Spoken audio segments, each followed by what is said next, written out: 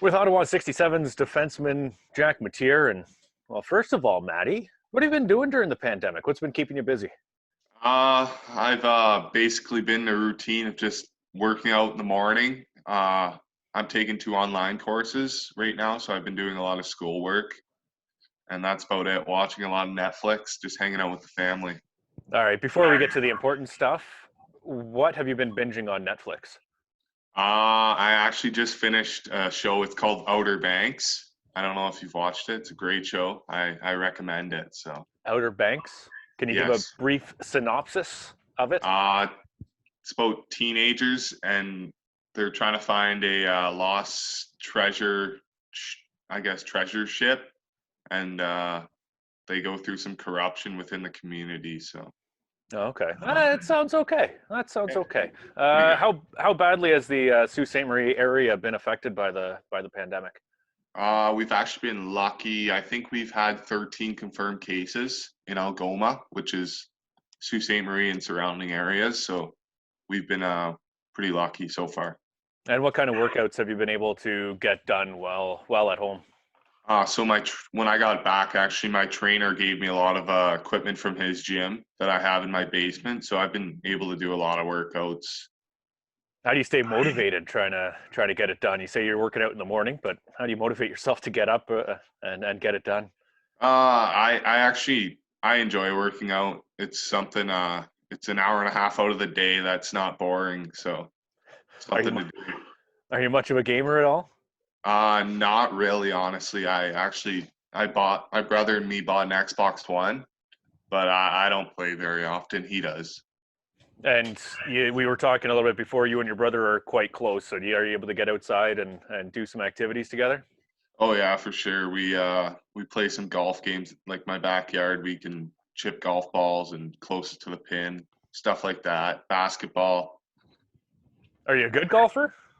Uh I wouldn't say I'm that good. He's really good though. It sounds like you're not winning a whole lot of these competitions then. No, no. All right, Maddie. What do you remember the first time strapping on the skates? The first time probably like Timbits. I used to be a home dresser. There's actually a photo of me. We were going through photos the other day and me in my living room getting home dressed with my dad. So that's my first memory. Is that a standard thing in Sault Ste. Marie? I don't know. I don't know. Your dad played 3 years in the OHL. How much of an impact did he have on you getting to where you are at this point? Oh, a great amount. He really taught me how to be a pro and just really used his experiences in the OHL and passed them down to me. So he's been awesome. How much does he talk about his career? Uh we go over it a fair amount. He had some good times in Sault Ste. Marie, so he's talked about it a good amount. 3 years with the Greyhounds, and he went to three straight Memorial Cups. I'm Yeah, assuming that came up quite a bit. yeah, yeah. He was pretty lucky to be on some really good teams here, and he's still lifelong buddies with a lot of them. So And does he talk about getting drafted to Washington or going over to Great Britain to play? yeah, he talks about that a lot. Great Britain. My older brother was actually born there, so that comes up a lot as well. He really enjoyed it over there.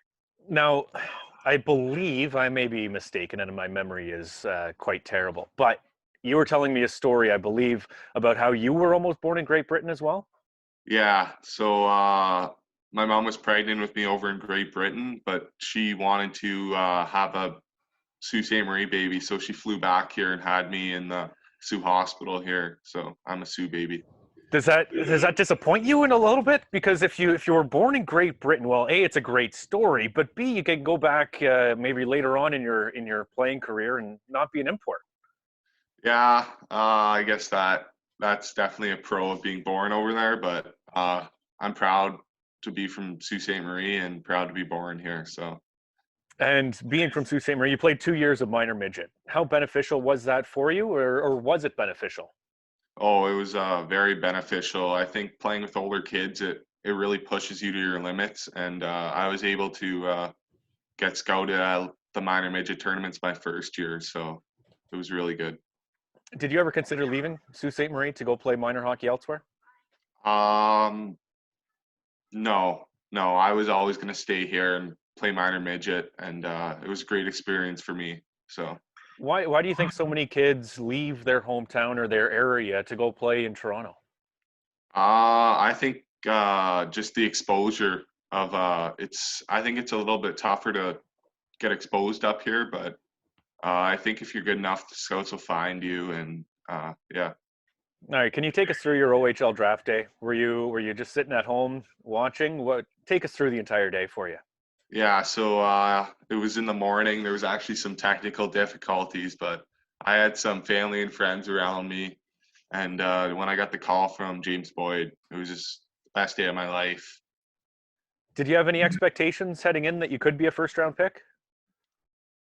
Did he or me? Did you? Did you? Uh, no, I just went there and just tried to prove myself and earn a spot on the team.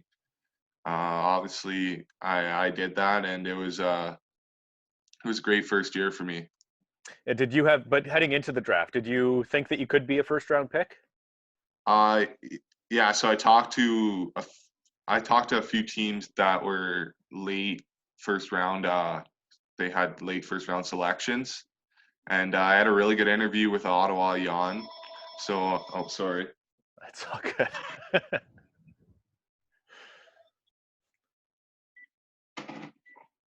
sorry about that. So Yeah, we know that you still have the home phone, which is yeah, remarkable. yeah. I'm doing this in my living room, so Okay, not too many home phones left around, I don't think. no. Yeah, so I had an interview with Jan, and it went really well. So Ottawa was obviously an option for me.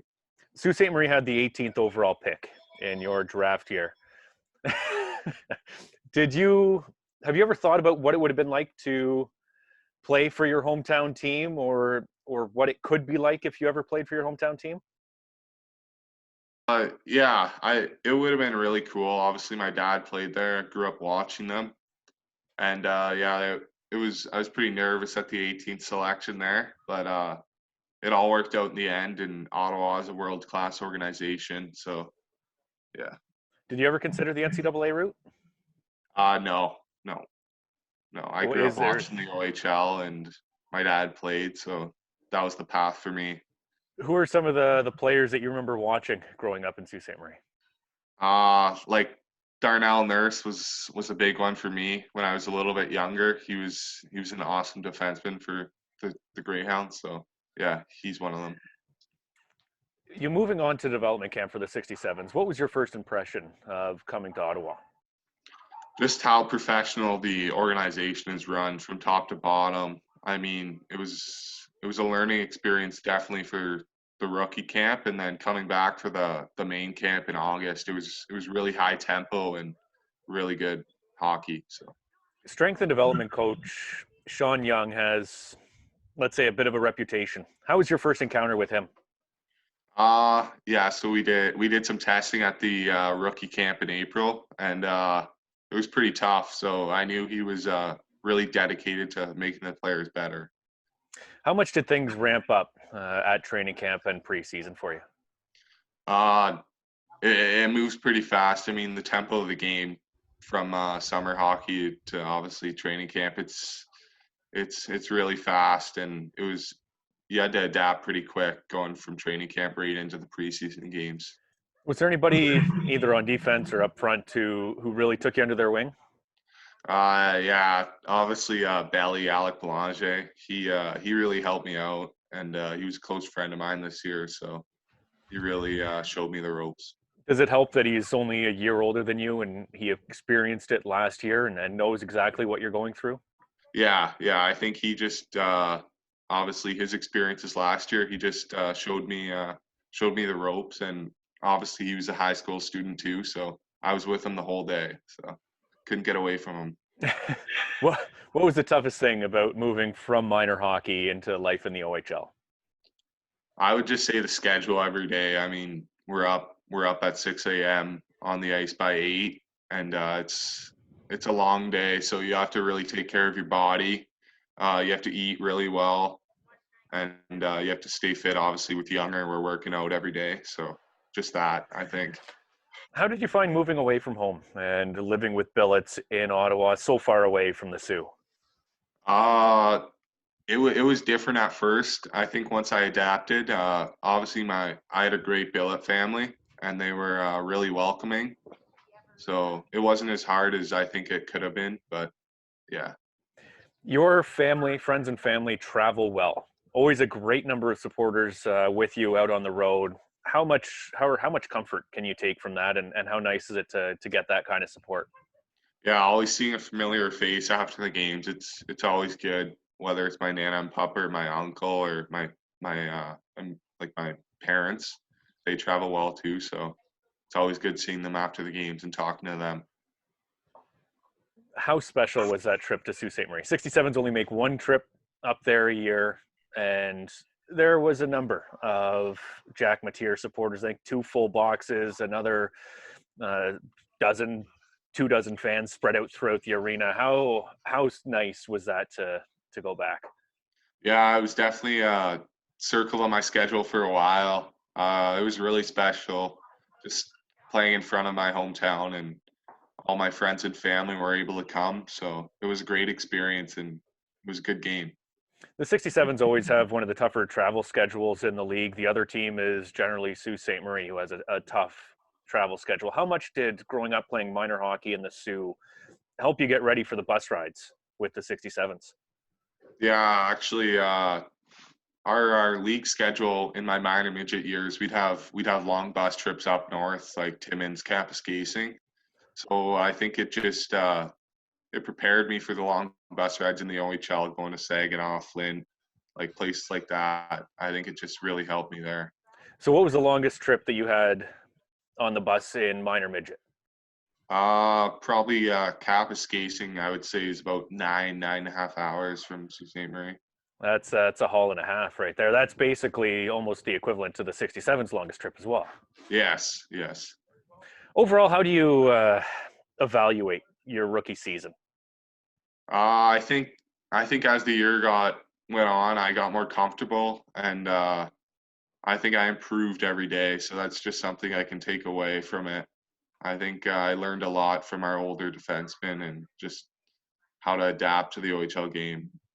How nice was it to have four veteran defensemen, not including Alec Belanger, who was back, but having Kevin Ball, Nikita Hachuk, Noel Hoffenmeyer, Merrick Rippon, all back on defense to help guide you along. Yeah, it's obviously it's world class organization. The players in it just they really helped me grow, and I guess like guys like Noel Hoffenmeyer, Kevin Ball, like those guys are world class defensemen. So just practicing with them every day, it made me a better player. You came close, I don't know, a handful of times, number of times to picking up your first OHL goal. And clearly you know where I'm going with this one. How Yeah. frustrated were you to see one not go in? Yeah, there's a few chances where it was really close, but I mean, it wasn't meant to be, so it'll happen eventually.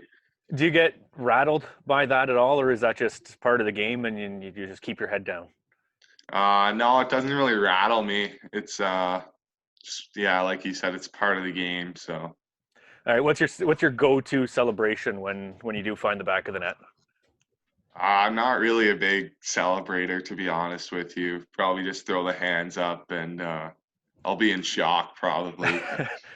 The Chris Phillips one-arm salute. Would you Yeah, go with that one? probably something like that. I'd like to see you develop something over the Yeah, next 3 years. maybe down on one knee. I don't know yet. Grab a little ice. Yeah, like Hoff.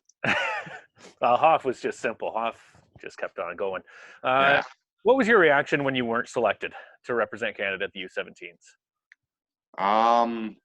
Oh, that was a big motivator for me. I think just staying with the 67s, and I played a little bit bigger of a role at that point on the team, so it gave me a lot of confidence, and I think it helped me grow as a player, to be honest with you. So When you see teammates having success, like Kevin Ball did at the World Juniors, like Noel Hoffenmeyer signing a contract with the Marlies, does that motivate you? How do you feel when you see those guys doing so well?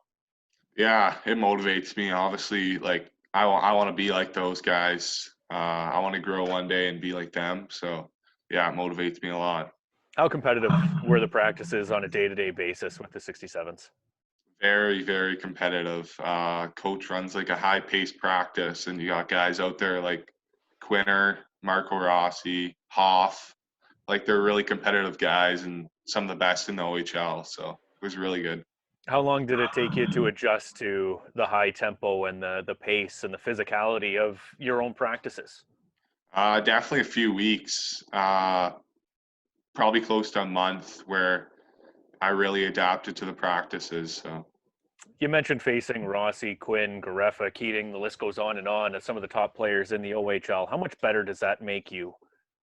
yeah, I think some of those guys are pretty quick out there. So if I'm practicing against them every day, it's going to make me a better player. So it was an awesome experience.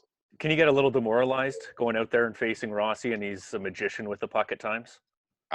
Sometimes, yeah. Uh, yeah, he's a really good player. He's smart with the puck, so you got to watch him. All right, you're not Jack Mateer, the player anymore. You're Jack Mateer, the scout slash general manager. Give us a scouting report on Marco Rossi and Jack Quinn.